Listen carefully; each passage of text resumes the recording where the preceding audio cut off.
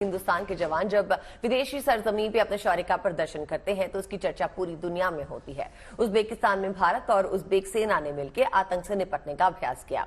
डस्टलिक युद्धाभ्यास में 2 हफ्ते तक दोनों मुल्कों के जवानों ने अपने युद्ध कौशल का प्रदर्शन किया। ये युद्धाभ्यास दोनों देशों की दोस्ती की मिसाल बना है।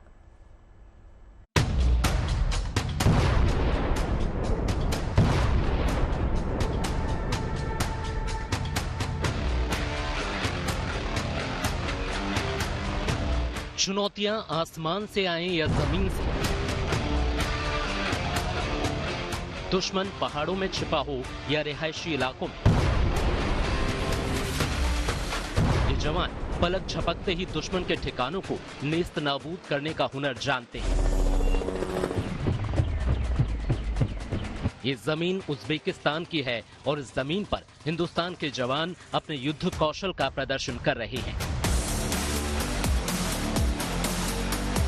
भारत और उज्बेकिस्तान के जवानों ने डस्टलिक युद्धाभ्यास में जता दिया है कि वो दुश्मनों को हर मोर्चे पर परास्त करने का दम रखते हैं। करीब 2 हफ्ते तक दोनों मुल्कों के जवानों ने बेहद मुश्किल हालात में युद्ध का अभ्यास किया। 28 अप्रैल को संपन्न हुई जॉइंट मिलिट्री एक्सरसाइज दोनों देशों की बेहतरीन दोस्ती का प्रमाण बन गई।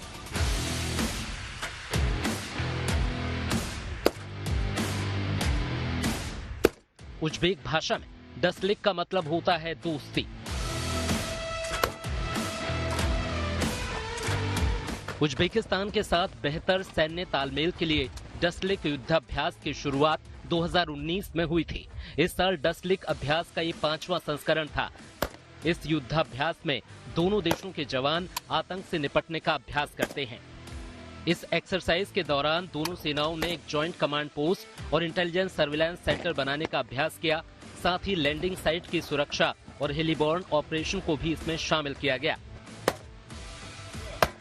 दुश्मन अगर पहाड़ी इलाकों में छिपा हो तो ये जवान हेलीकॉप्टर की मदद से चंद मिनटों में दुश्मन के बेहद करीब पहुंच जाते हैं। टारगेट के पास पहुंचते ही ये मोर्चा संभाल लेते हैं और फिर दुश्मन के ठिकानों को नेस्त नाबूद करके ही दम लेते हैं। रेतीली जमीन और खुले मैदान पर ये पूरी रफ्तार से दुश्मनों के ठिकानों की तरफ बढ़ते हैं। इन जवानों ने रणभूमि में पराक्रम का ऐसा हुनर सीखा है कि इन्हें देखते ही दुश्मन के खेमे में खलबली मच जाती है। दुश्मन अगर खुले मैदान में चुनौती दे तो ये जवान उसे मुंहतोड़ जवाब देने के लिए हर वक्त तैयार हैं। अगर आतंकी ने किसी रिहायशी इलाके में पनाह ले रखी है तो ये जवान दूसरे नागरिकों की हिफाजत का ध्यान रखते हुए आतंकियों को ढेर करना जानते हैं। डस्टलिक युद्धाभ्यास में भारतीय सेना के जाट रेजिमेंट के 45 जवान और वायुसेना के 15 जवान शामिल हुए। उज्बेकिस्तान सेना के साउथ ऑपरेशनल कमांड के 100 जवान इस अभ्यास का हिस्सा बने। इस अभ्यास का मकसद दोनों देशों के बीच सैन्य सहयोग को बढ़ावा देना और जॉइंट मिलिट्री ऑपरेशन की क्षमताओं को बढ़ाना है। संयुक्त ऑपरेशन के दौरान आधुनिक उपकरणों और हथियारों के इस्तेमाल पर जोर दिया गया। अगर भविष्य में कभी दोनों सेनाओं को मिलकर किसी ऑपरेशन को अंजाम देना पड़ा तो ऐसे युद्धाभ्यास की बदौलत दोनों सेनाएं बेहतर तालमेल के साथ मिशन को अंजाम दे सकेंगी। इस युद्धाभ्यास में दोनों सेनाओं को एक दूसरे की काबिलियत परखने का मौका मिला। ये युद्धाभ्यास दोनों सेनाओं के बीच तालमेल को नई ऊंचाइयां देने के साथ साथ दोनों मुल्कों के आपसी रिश्ते मजबूत करने में भी मील का पत्थर साबित होगा। Bureau report, good news today. सुरक्षा बलों के सामने चुनौतियां सिर्फ सरहद की हिफाजत की नहीं होती। नशे की तस्करी को रोकना भी सुरक्षा बलों के लिए एक बड़ी चुनौती है। भारत के जवानों ने एक बार फिर नशे की एक बड़ी खेप बरामद की। पाकिस्तान से समंदर के रास्ते नशे की एक खेप श्रीलंका के लिए रवाना हुई थी, लेकिन गुजरात एटीएस और इंडियन कोस्ट गार्ड के बीच समंदर में इस साजिश को नाकाम कर दिया गया। देखिए इस मिशन की पूरी शौर्य गाथा।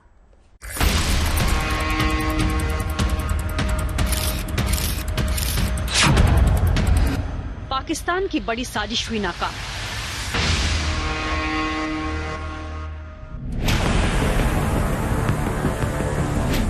$602 करोड़ की ड्रग्स हुई जब्त। समंदर के रास्ते पड़ोसी देश पाकिस्तान से 602 करोड़ की ड्रग्स की खेप भारत पहुंचाई जा रही थी। ये ड्रग्स कंसाइनमेंट पाकिस्तान से श्रीलंका के लिए रवाना किया गया था, लेकिन गुजरात एटीएस ने भारतीय कोस्ट गार्ड के साथ मिलकर पाकिस्तान के अरमानों पर पानी फेर दिया और ड्रग्स की बड़ी खेप जब्त की। साथ ही सुरक्षा एजेंसियों की टीम ने 14 पाकिस्तानी नागरिकों को भी गिरफ्तार किया है। पाकिस्तानी फिशिंग बोट अल रजा पे कुल 14 लोग जो सब पाकिस्तान के हैं वहाँ मौजूद थे। ये सब बलूचिस्तान पाकिस्तान के रहवासी हैं। उनको डिटेन किया गया और अल रजा फिशिंग बोट की सर्च एंड सीजर जो होती है नियम के मुताबिक वो की गई। गुजरात एटीएस के अधिकारियों को इनपुट मिला था कि पाकिस्तान का हाजी असलम पाकिस्तानी फिशिंग बोट से ड्रग्स का कंसाइनमेंट भारतीय जल सीमा से तमिलनाडु की ओर ले जाने वाला है। इसके बाद गुजरात एटीएस की टीम ने एनसीबी के साथ मिलकर एक साझा टीम बनाई जो भारतीय कोस्ट गार्ड के जहाज पर जा पहुंची। ऑपरेशन को सफल बनाने के लिए भारतीय तटरक्षक जहाजों और विमानों को मिशन पर तैनात किया गया था। एनसीबी और एटीएस अधिकारियों को ले जा रहे आईसीजी जहाज राजरतन ने संदिग्ध नाव की पहचान की। इसके बाद नशीली ड्रग से लदी इस नाव में कोई एक्टिविटी हो पाती, इससे पहले ही कोस्ट गार्ड ने उन्हें अपनी कस्टडी में ले लिया। हमारी टीम अल रजा के पास पहुंची, उसको चैलेंज किया, जिसे देखकर उसके अंदर जो लोग थे उनके पास जो कंसाइनमेंट थे वो लोग नदी में समुद्र में फेंकना शुरू कर दिए। बहुत ही बहादुरी से एंटी टेररिस्ट स्क्वाड के ये 2 अधिकारी, पुलिस इंस्पेक्टर निखिल ब्रह्मभट्ट और पीएसआई मनीष पटेल और इंडियन कोस्ट गार्ड के अधिकारी ने इस पूरे चैलेंज को स्वीकार किया और पूरे सर्कमस्टेंसेस को देख के इंडियन कोस्ट गार्ड की तरफ से फायरिंग करने की जरूरत पड़ी। फायरिंग करने के बाद अल रजा के जो ऑक्यूपेंट्स थे उन्होंने सरेंडर किया। ये operation Gujarat ATS, Indian coast guard, narcotics control bureau और गुजरात पुलिस के बेहतरीन तालमेल की बदौलत सफल हो पाया। अरब सागर में पोरबंदर के पश्चिम में पाकिस्तानी नाव को पकड़ा गया है। पाकिस्तानी बोट अल रजा से 78 पैकेट ड्रग्स बरामद की गई, जिसका वजन 86 किलोग्राम बताया जा रहा है। हालांकि ये कंसाइनमेंट भारत के लिए नहीं था, ये भारतीय जल सीमा से होते हुए श्रीलंका पहुंचाना था, पर गुजरात एटीएस के मजबूत नेटवर्क के चलते उसे पकड़ने में सफलता मिली। जो हीरोइन था, ये हीरोइन गुजरात के लिए नहीं था, ये हीरोइन इंडिया के लिए भी नहीं था। ये हीरोइन जो था, ये कंसाइनमेंट जो था, ये श्रीलंका के लिए था। लेकिन आज मुझे इस बात का गर्व है और खुशी है कि एंटी टेररिस्ट स्क्वाड के अधिकारियों का जो इंफॉर्मेशन नेटवर्क है वो अब इतना स्ट्रांग हो गया है कि भले हमारे यहाँ का रिसीवर न हो, लेकिन सिर्फ हमारे दरिया का अगर उपयोग किया जा रहा है तो हमें इस तरह की इंफॉर्मेशन मिल जाती है और इस इंफॉर्मेशन के ऊपर से सफलतापूर्वक इस तरह की कार्यवाही हम लोग करने में सफल हो रहे हैं। इस ऑपरेशन में पाकिस्तानी बोट में सवार मास्टरमाइंड नजीर हुसैन फायरिंग में घायल हुआ, जिसका इलाज करवाया गया। एटीएस और भारतीय कोस्ट गार्ड की सजगता की वजह से पिछले 3 सालों में 11 ऐसे सफल ऑपरेशन हुए हैं, जो ये बताते हैं कि भारतीय सुरक्षा एजेंसियों के मजबूत नेटवर्क की बदौलत भारतीय जल सीमा से अब कोई भी नशीले पदार्थों की हेराफेरी मुमकिन नहीं है। पड़ोसी देश चाहे नशे के कारोबार की जितनी साजिश रच ले, हमारी सुरक्षा एजेंसियां आगे भी ऐसी ही सर्जिकल स्ट्राइक को अंजाम देती रहेंगी। Bureau report, good news today. और अब बात मिशन जिंदगी की। हाल ही में देश के कुछ इलाकों से हादसे की तस्वीरें सामने आई। इन सभी घटनाओं में रेस्क्यू ऑपरेशंस चलाए गए, जिसके तहत कई जिंदगियां बचाई गई, जो खुद में किसी गुड न्यूज से कम नहीं है। आपको दिखाते हैं रेस्क्यू की ऐसी ही कुछ हैरत अंगेज तस्वीरें। जिंदगी को बचाने की इन तमाम कवायदों के नतीजे शुभ रहे, दिल को तसल्ली देने वाले रहे। इससे पहले इन सभी घटनाओं में से कई में तो जिंदगी की बचने की सारी उम्मीदें धुल चुकी थी, लेकिन इस दौरान जिंदगी की जंग लड़ रहे इन लोगों के साथ करिश्मा हुआ और वो सही सलामत बचा लिए गए। सबसे पहले जरा ये तस्वीर देखिए। हरिद्वार रेलवे स्टेशन पर धीरे धीरे रफ्तार पकड़ती ट्रेन, और इस ट्रेन को पकड़ने की नाकाम कोशिश इस शख्स ने की तो रेलवे ट्रैक पर गिर गया। मौत सिर पर मंडरा रही थी। ट्रेन से शख्स का बड़ा बारीकी फासला था, मगर उसी दौरान ये लेडी कांस्टेबल शख्स के लिए मानो फरिश्ता बनकर आई और उसकी जान बचा ली।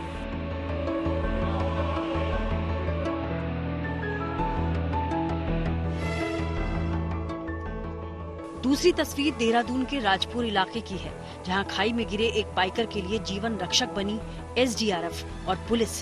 करीब 150 मीटर गहरी खाई, चुनौती से भरे हालात में रोप स्ट्रेचर की मदद से बचाव टीम ने युवक को निकालकर अस्पताल पहुंचाया।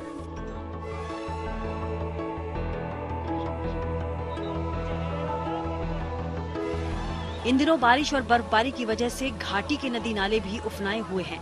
ऐसे में कल लेह हाईवे पर उफनते इस सिंध नाले में यात्री से भरा बेकाबू वाहन गिरा तो उसे क्रेन की मदद से बाहर निकाला गया। मध्य कश्मीर के गांदरबल में सोनमर्ग इलाके में भयंकर हादसा हुआ तो आसपास हड़कंप मच गया। बताया जा रहा है कि हादसे के समय गाड़ी में 9 यात्री सवार थे, जिसमें से सौभाग्य से 3 लोगों की जिंदगी बचा ली गई, मगर रात होने की वजह से आज बचाव अभियान फिर से शुरू होने की बात कही गई है।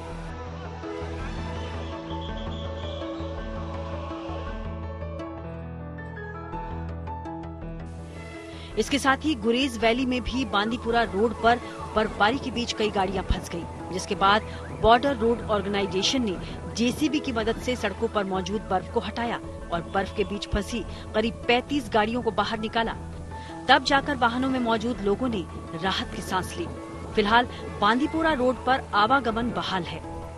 बीते दिन चलाए गए बचाव अभियान की ये कोशिशें आज की शुभ तस्वीरें हैं। बचाव कर्मियों की बदौलत ही हादसे से जूझते ये लोग जिंदगी की जंग जीतकर आज की सुबह देख पाए। Bureau report, good news today.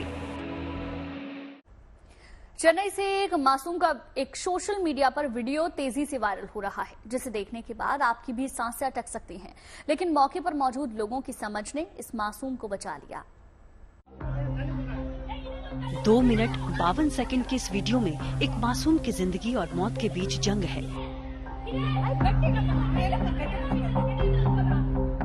इस वीडियो में कुछ फरिश्ते भी हैं और धड़कन बढ़ा देने वाला सस्पेंस भी। इस वीडियो को देखते वक्त किसी का भी दिल बैठ सकता है। एक अपार्टमेंट की दूसरी मंजिल पर एक प्लास्टिक की शीट के सहारे मासूम लटका हुआ है।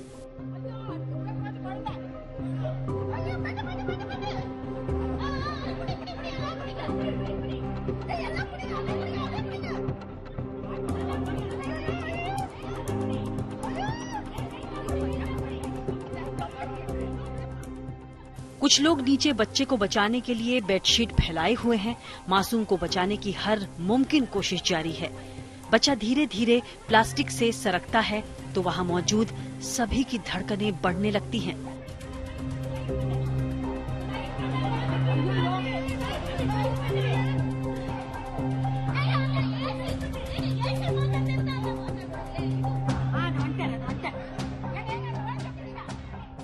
बच्चा जहां फंसा है उसके ठीक नीचे वाली मंजिल से कुछ लोग बच्चे को पकड़ने की कोशिश करते हैं, पर हाथ नाकामी लग रही थी।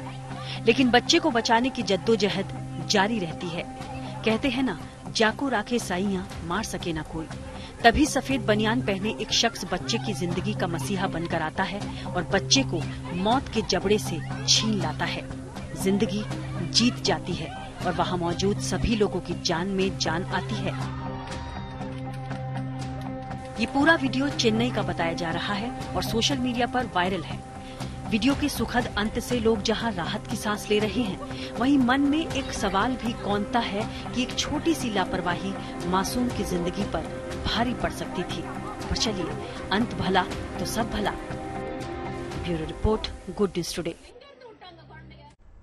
उत्तराखंड के जंगलों में इन दिनों भीषण आग लगी है। कई जिलों में जंगल धू धू कर जल रहे हैं। हालांकि आग पे तेजी से काबू पाने की कोशिश जारी है, मगर ऐसे में कुछ इलाकों में बारिश ने आग को काबू करने में बहुत मदद की।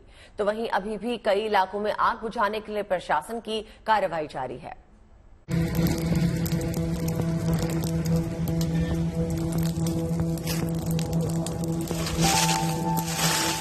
उत्तराखंड के कुमाऊं क्षेत्र में खासकर बागेश्वर और आसपास के इलाकों में हुई ये बारिश यहां धू धू करते जंगलों पर राहत की फुहार लेकर आई।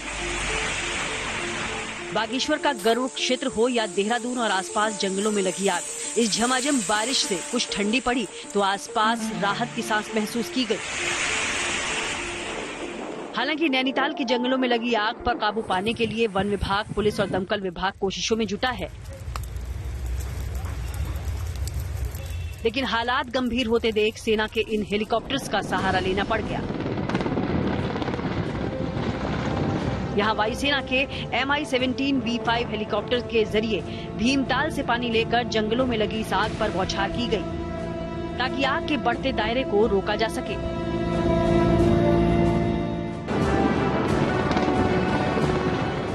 इस बीच राज्य के मुख्यमंत्री पुष्कर सिंह धामी ने भी हवाई सर्वे कर हालात की जानकारी ली। काफी जगह पर आग यहाँ कंट्रोल में आ रही है और जहाँ भी लगी थी उस पर हमारा फायर ब्रिगेड, वन विभाग, अन्य विभाग सभी लोग कोऑर्डिनेशन करके काम कर रहे हैं। सेना के लोगों ने भी आज काफी जगह पर जल का छिड़काव किया है और जो भी जरूरी इंतजाम है सभी से कोऑर्डिनेशन करके सबको जो है तत्काल इस पर कंट्रोल करने के लिए कहा है, नियंत्रण करने के लिए कहा है। हालांकि बारिश के बावजूद कुमाऊं और गढ़वाल क्षेत्रों में अभी भी कुछ जगहों पर जंगल की आग पर काबू पाया नहीं जा सका है। इनमें भीमताल, रानीबाग, जेवली कोट, कोटाबाग, बेताल घाट और बागेश्वर का काफली गैर भी शामिल है। ये हल्द्वानी का जंगल है। ऐसे ही राज्य के कई जंगल धू कर इस वक्त जल रहे हैं। ऐसे में वन अधिकारियों की छुट्टियां रद्द कर 24 घंटे अलर्ट रहने के निर्देश हैं। सभी प्रभावित जिलों में फायर ब्रिगेड के इंतजाम, साथ ही जिला प्रशासन, वन और आपदा प्रबंधन विभाग को आपसी तालमेल बनाकर काम करने के लिए कहा गया है। इस बीच रुद्रप्रयाग में भी जंगल की आग को फैलने से रोकने के लिए वन विभाग प्रयासरत है। साथ ही आग लगाने वालों के खिलाफ भी एक्शन लिया जा रहा है। जानकारी मिली है कि मौके से पकड़े गए 3 लोगों पर मुकदमा दर्ज कर उन्हें जेल भेज दिया गया है। हमने पुलिस विभाग का भी सहयोग लेने का प्रयास किया है, जिसमें उनके गोपनीय सूचना तंत्र के मदद से जो ऐसे शरारती तत्व हैं उनके विरुद्ध भी कार्रवाई की जा रही है। साथ ही जो हमारे ग्राम स्तर पे जो हमारा इंटेलिजेंस नेटवर्क होता है, फॉरेस्ट डिपार्टमेंट का होता है और ग्राम प्रहरी होती है, उनका भी सहयोग लेने का प्रयास किया जा रहा है। लेकिन पर्यावरणविदों की नजर में जंगलों को आग से बचाने के लिए जल को आधार बनाने की इस वक्त सख्त जरूरत है। इसका स्थायी सॉल्यूशन ये है, जल को आधार बनाइए। पहले जल आया, जंगल बाद में आए, तो जंगल को आधार मत बनाइए, जल संचित करिए। पूरे वनों में पानी भी देंगे, वृक्ष भी रहेंगे और जंगल जैसी आग पनपेगी भी नहीं। जंगलों में आग लगने की घटनाएं उत्तराखंड में पहली बार नहीं हुई। वहीं जंगलों में आग को फैलने से रोकने और आग से बचाव के लिए जन जागरूकता की कोशिशें पहले से जारी हैं। बावजूद इसके आज भी जंगलों की आग पर काबू पाना एक बड़ी चुनौती बना हुआ है।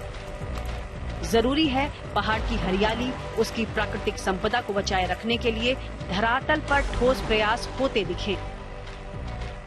बागेश्वर से जगदीश पांडे, नैनीताल से लीला सिंह बिष्ट और अंकित शर्मा, भीमताल से राहुल सिंह और रुद्रप्रयाग से प्रवीण सेमवाल के साथ bureau report, good news today.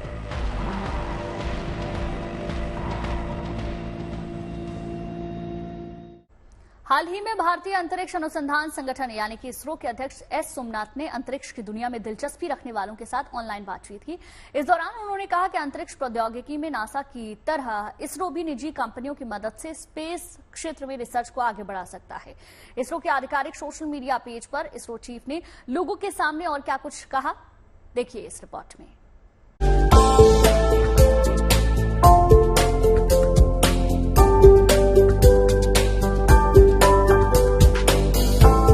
अंतरिक्ष की रहस्यमय दुनिया को समझने और उसमें रुचि रखने वालों के लिए इसरो चीफ एस सोमनाथ ने एक बड़ी ही खास राय दी है। उन्होंने स्पेस की दुनिया में निजी कंपनियों की भागीदारी पर कहा कि निजी कंपनियां निश्चित रूप से तकनीक अनुसंधान को गति देने में मदद करेंगी। बीते रविवार को भारतीय अंतरिक्ष अनुसंधान संगठन के चीफ एस सोमनाथ इसरो के सोशल मीडिया पेज के माध्यम से लोगों से मुखातिब हुए। इस दौरान एक निजी कंपनी स्पेस एक्स के कथित तौर पर ज्यादातर देशों की तुलना में स्पेस टेक्नोलॉजी में ज्यादा योगदान देने पर उन्होंने अपनी टिप्पणी की और ये कहा कि निजी कंपनियों को रॉकेट इंजन बनाने के लिए प्रोत्साहित करने, स्पेस एक्स के मामले में इंसानों को लेकर अंतरिक्ष में जाने वाले रॉकेट की संभावना का पता लगाने के लिए प्रोत्साहित करने की अमेरिका की परंपरा को भारत भी दोहरा सकता है। इसके लिए एस सोमनाथ ने भारत की 2 कंपनी स्काई रूट एरोस्पेस और अग्निकुल कॉस्मोस का जिक्र करते हुए कहा कि ये कंपनियां पहले ही लॉन्च व्हीकल्स का परीक्षण कर चुकी हैं और ये निजी कंपनियां टेक्नोलॉजी को आगे बढ़ाने, लागत कम करने और अंतरिक्ष को ज्यादा सुलभ बनाने में खास रोल अदा कर रही हैं। ऐसे में भारत में निजी कंपनियों के लिए भी इस तरह की क्षमताएं विकसित करना मुमकिन है। हालांकि सोमनाथ ने कहा कि ये तभी संभव है जब सरकार निजी इकाई का समर्थन करे। एक मिसाल देते हुए इसरो चीफ ने कहा कि नासा के स्वामित्व वाली कुछ तकनीक को स्पेस एक्स में शिफ्ट कर दिया गया है ताकि वो तेजी से विकास कर पाए। यही कारण है कि स्पेस एक्स ने इतनी प्रगति की है। इस साल उसने लगभग 45 प्रक्षेपण किए। दरअसल पिछले कुछ समय से नासा अपनी कुछ तकनीक स्पेस एक्स के साथ साझा कर रही है जिससे वो तेजी से विकास कर सके। इसी वजह से स्पेस एक्स भी प्रगति कर रहा है। यही कारण है कि नासा और स्पेस एक्स से जुड़ी इन सभी बातों को आधार बनाते हुए इसरो चीफ भारत में निजी कंपनियों के लिए अंतरिक्ष की दुनिया में रास्ता खोलने पर जोर दे रहे हैं। Bureau report, good news today. अप्रैल का महीना और हर तरफ सफेद बर्फ की चादर। सुनने में भले ही अटपटा लग रहा हो, लेकिन कश्मीर में इन दिनों कुछ ऐसी ही मौसम का मिजाज है। मैदानी इलाकों में भले ही सूरज की तपिश लोगों के पसीने छुड़ा रही है, लेकिन कश्मीर में इन दिनों मौसम का अलग ही रंग देखने को मिल रहा है।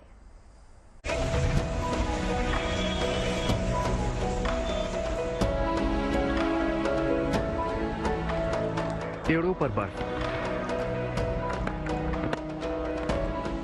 सड़कों पर बर्फ, दीवारों पर बर्फ, घर की छतों पर बर्फ, हर तरफ सिर्फ बर्फ ही बर्फ। महीना अप्रैल का है और आमतौर पर इस महीने में गर्मी जोरदार पड़ने लगती है। मैदानी इलाकों में पारा इस वक्त भले ही आसमान छू रहा हो, लेकिन कश्मीर के कई इलाके इन दिनों बर्फ की सफेद चादर से ढके हुए हैं। जहां तक आपकी नजर जाएगी सिर्फ और सिर्फ बर्फ ही नजर आएगी। कश्मीर की इन वादियों में आजकल होश उड़ाने वाली बर्फबारी हो रही है। द्रास से गुरेज तक और बांदीपुरा से गुलमर्ग तक कुछ ऐसी ही तस्वीरें कश्मीर के ऊंचाई वाले इलाकों से आ रही है। आमतौर से कश्मीर में इन दिनों इतनी बर्फबारी नहीं देखी जाती, लेकिन इस बार मौसम कुछ अलग ही रंग दिखा रहा है। साथ कश्मीर के पहाड़ों पर जबरदस्त बर्फबारी हो रही है। गुरेज हो, गुलमर्ग हो, सोनमर्ग हो या फिर दुनिया का दूसरा सबसे ठंडा इलाका द्रास, जहां पर करीब 1 फुट बर्फबारी हुई है और लगातार ये बर्फबारी हो रही है। बर्फीले फाहे चप्पे चप्पे पर अपनी छाप छोड़ रहे हैं। पेड़ों पर बर्फ का बसेरा है। पत्तों से लेकर दरख्तों तक का कुदरत ने सफेद श्रृंगार कर दिया है। पहाड़ों ने भी सफेदी की चादर ओढ़ ली है। बर्फबारी के बाद कश्मीर का नजारा बेशक दिलकश है। ऐसा लग रहा है कि जैसे कुदरत ने कश्मीर का बर्फीला श्रृंगार किया हो। चारों तरफ बर्फ का अंबार लग गया है। इतनी बर्फबारी हुई है कि सड़कों पर जमी बर्फ को हटाने का काम किया जा रहा है। कश्मीर के ऊंचे इलाकों पर जोरदार बर्फबारी हो रही है, तो घाटी के निचले इलाकों में जबरदस्त बारिश ने लोगों की चिंता बढ़ा दी है। श्रीनगर समेत कश्मीर के कई निचले इलाकों में जोरदार बारिश की वजह से झेलम उफान पर है और बाढ़ जैसे हालात हैं। पूरे जम्मू कश्मीर में पिछले 2 दिन के दौरान मौसम का मिजाज पूरी तरह बदल चुका है। कश्मीर के मैदानी इलाकों में जबरदस्त बारिशें हो रही हैं और उसका असर आप इस दरिया में देख सकते हैं कि पानी का स्तर जहलिम दरिया में कितना ज्यादा बढ़ गया है। यहां तक कि प्रशासन को हाई अलर्ट पर रख दिया गया है, लेकिन फिलहाल अभी तक अच्छी खबर यह है कि बाढ़ की स्थिति श्रीनगर शहर में नहीं बनी है। कश्मीर में बेमौसम बर्फबारी सैलानियों के लिए गुड न्यूज से कम नहीं है। हालांकि मौसम विभाग के मुताबिक अगले 2-3 दिन तक मौसम ऐसा ही बना रहेगा। 2-3 दिन बाद एक बार फिर मौसम में सुधार होने की उम्मीद है। श्रीनगर से अशरवानी, गुड न्यूज टुडे।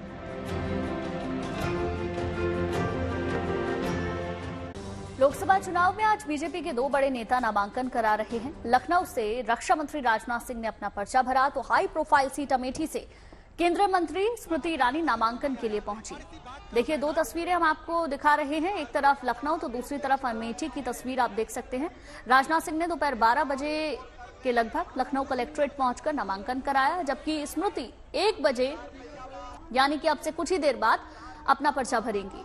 लेकिन इससे पहले अमेठी और लखनऊ में दोनों नेताओं ने जोरदार रोड शो किया। राजनाथ के नामांकन में CM Yogi Adityanath, Pushkar Singh Dhami, deputy CM Keshav Prasad Maurya, deputy CM Brajesh Pathak, प्रदेश अध्यक्ष भूपेंद्र चौधरी, पूर्व deputy CM doctor Dinesh Sharma मौजूद रहे। जबकि अमेठी में स्मृति ईरानी के नामांकन में मध्य प्रदेश के मुख्यमंत्री मोहन यादव समेत पार्टी के कई बड़े नेता मौजूद रहे। नामांकन पर जाने से पहले स्मृति ईरानी ने अमेठी में अपने घर पर पूजा पाठ किया, जिसकी पहली तस्वीर इस वक्त आप देख रहे हैं। तो वहीं राजनाथ सिंह ने भी लखनऊ में मंदिर मंदिर जाकर पूजा अर्चना की, भगवान का आशीर्वाद लिया और फिर नामांकन के लिए अपने सफर का आगाज किया।